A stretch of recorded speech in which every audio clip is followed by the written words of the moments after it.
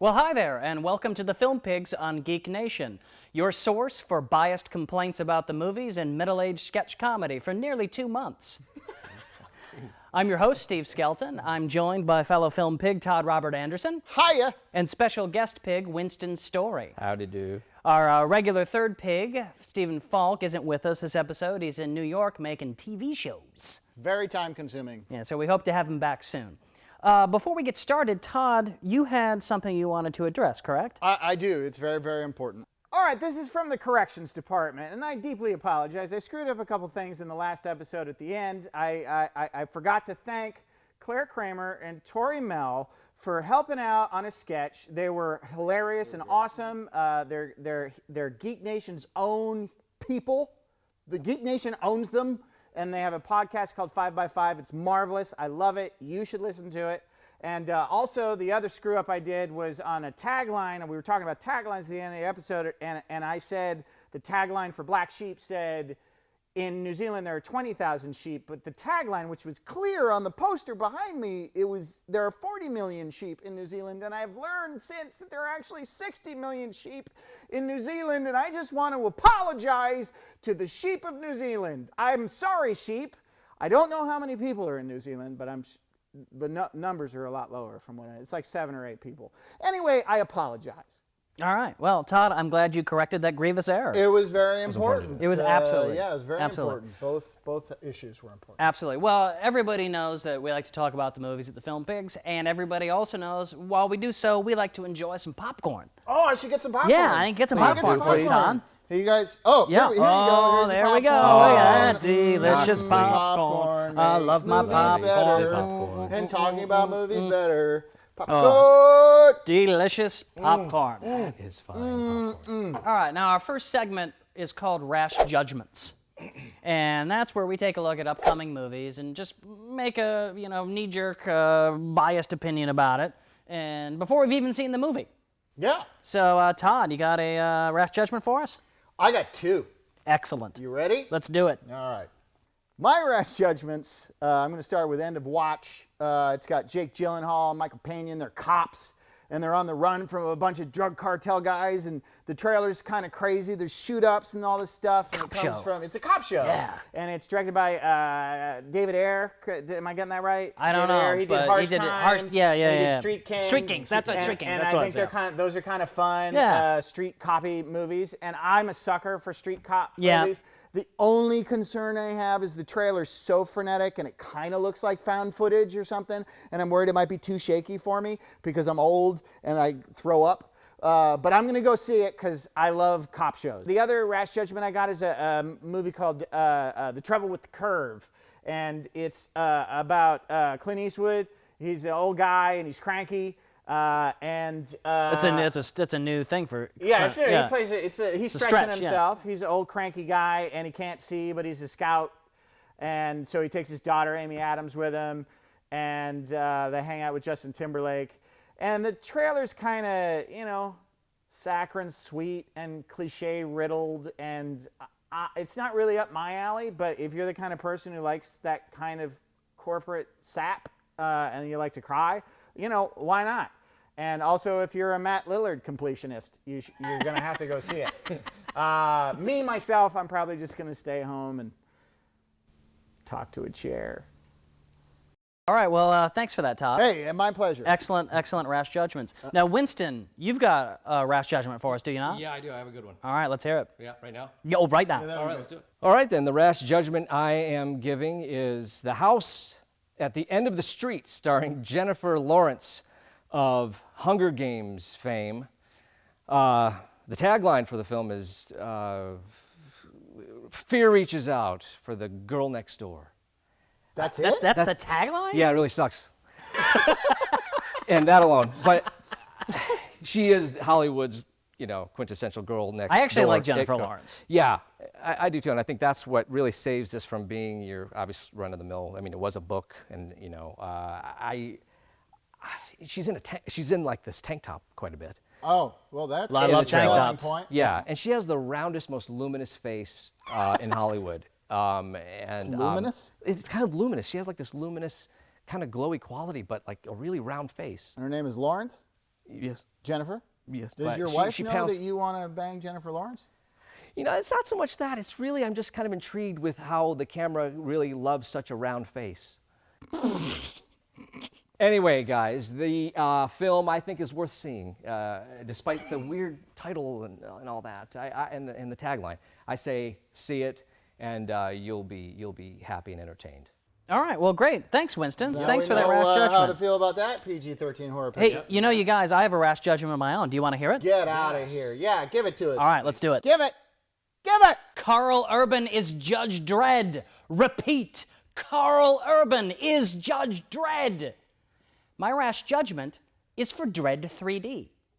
This is a reboot of the Judge Dredd franchise, which is an old classic British comic book that previously was an unfortunate Sylvester Stallone movie.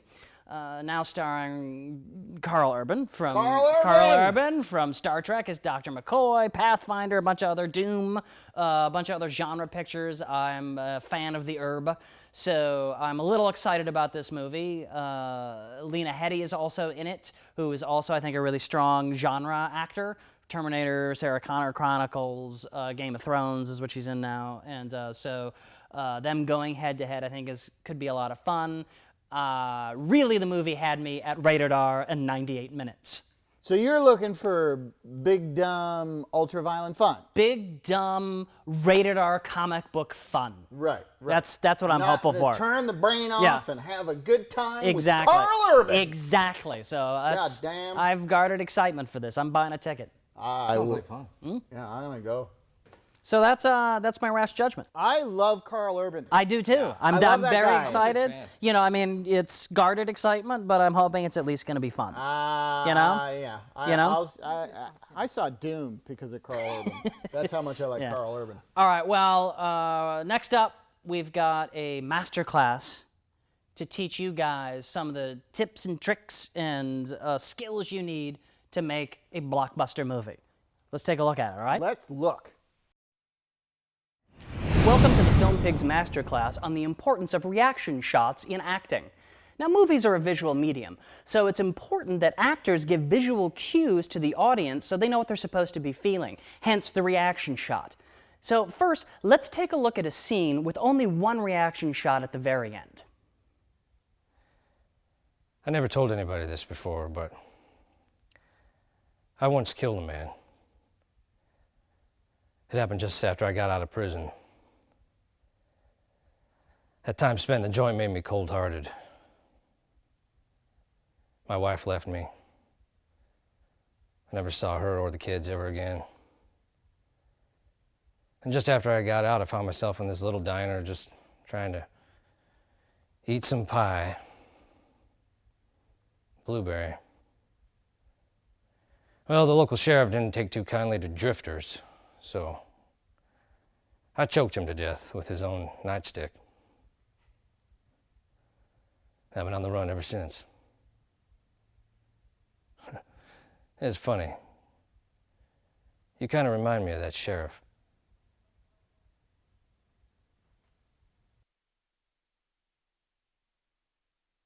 Interesting monologue, but who knows how we're supposed to feel about it? That's where multiple reaction shots come in. I never told anybody this before, but I once killed a man. It happened just after I got out of prison. That time spent in the joint made me cold-hearted. My wife left me. I never saw her or the kids ever again.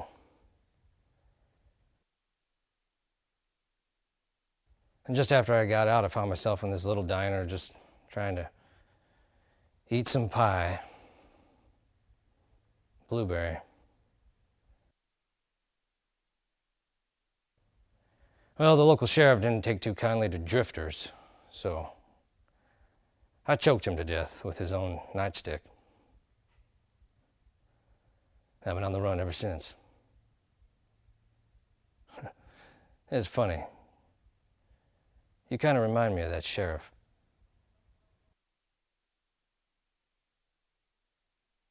Okay, the reaction shots help, But in order to make this an Oscar-worthy scene, we need the actor to convey the emotions that we, the audience, are supposed to be feeling. I never told anybody this before, but I once killed a man. It happened just after I got out of prison. That time spent in the joint made me cold-hearted. My wife left me. I never saw her or the kids ever again. And just after I got out, I found myself in this little diner just trying to eat some pie. Blueberry. Well, the local sheriff didn't take too kindly to drifters, so I choked him to death with his own nightstick. I've been on the run ever since. It's funny. You kind of remind me of that sheriff.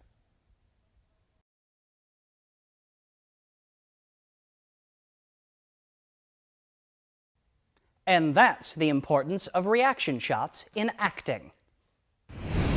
It's a pretty informative masterclass, don't you think? I learned a lot. No, it's really, I feel like we could make a Hollywood blockbuster. Reactions are everything. Yeah. You don't think about what really, the importance what of goes that. into it, Yeah. the details, the And the amazing minutia. thing there is my reactions in that scene made his monologue So much better. It really better. opened it up, and you saw the layers. Yeah, Yeah, it was 'cause really, his performance was pretty bland. Yeah, it was and flat. I mean, no offense, but it felt needed that. I needed the reactions. Yeah. It really did. Yeah, when I saw him, it made all the difference in the world. All right, well, next up, we've got what we like to call knee-jerk reactions.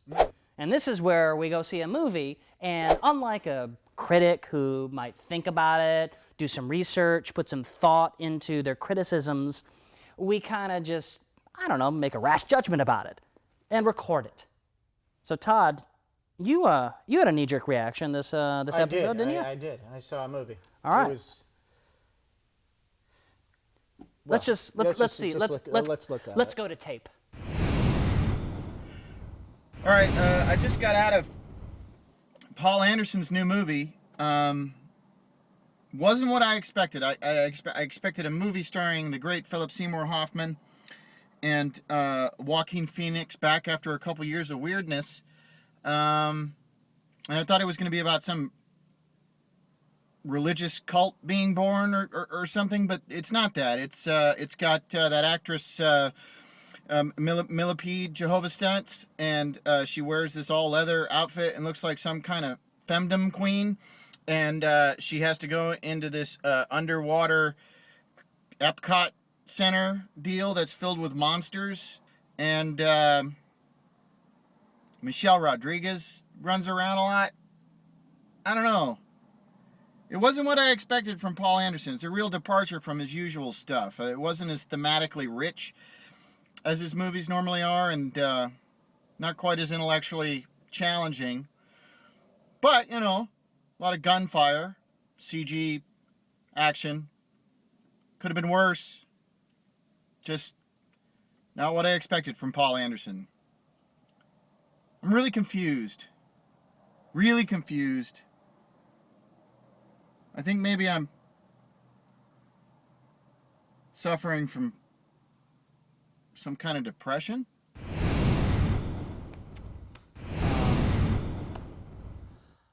Yeah, I don't know what happened there. It was weird. I think he's confused. About what? The two different, about the director. Paul Anderson, yeah. Right. Thomas Anderson, and then there's W.S. Paul W. Anderson. And I always get tripped up on middle names. yeah. It's an easy mistake. Anybody could make it. Anybody could have made the mistake. I feel like Really, such a really. jerk. Don't. I mean, I'm glad he did it, though. Yeah, no, it's.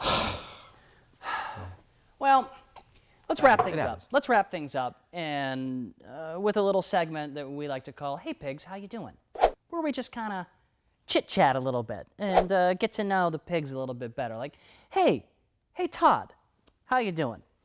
I'm all right despite the Paul Anderson Yeah, confusion. yeah. I'm okay. A couple weeks ago, I was named Best Actor in a narrative feature. Yes, you were. At the Congratulations. Venom Fest Yeah. in Louisiana. For So, which picture show? Which? It's called Fuzz Track City. Oh yeah. Yeah. It's a good show. It's a yeah. good That was movie. awesome. Yeah. That's pretty cool. I was very excited. I've been riding high off that. Yeah, for it's a couple nice. Of weeks. Good work. Congratulations. Well done. Thank you, Venom Fest. Yeah. Hey, Winston, how you doing? Not as good as that. I got nothing. Oh, no, things are well. Good, good.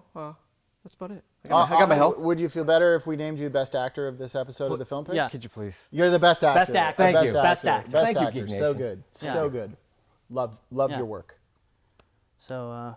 How are you? Oh, how are you? How you Oh, doing? hey, thanks for asking. Yeah, I almost forgot. Yeah, thanks Don't really for asking. care. Yeah, no, I'm doing pretty good. I mean, I had a problem. I tried to iron my shirt this morning, but there was gook on my iron, and I almost ruined my shirt. I hate when you get gook on But your iron. as it turns out, my shirt is fine.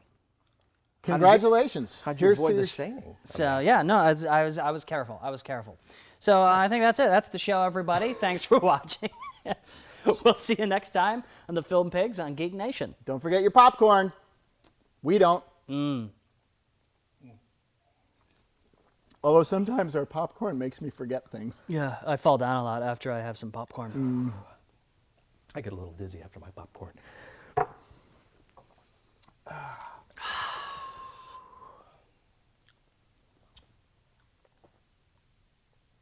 I think that's cut. Yeah.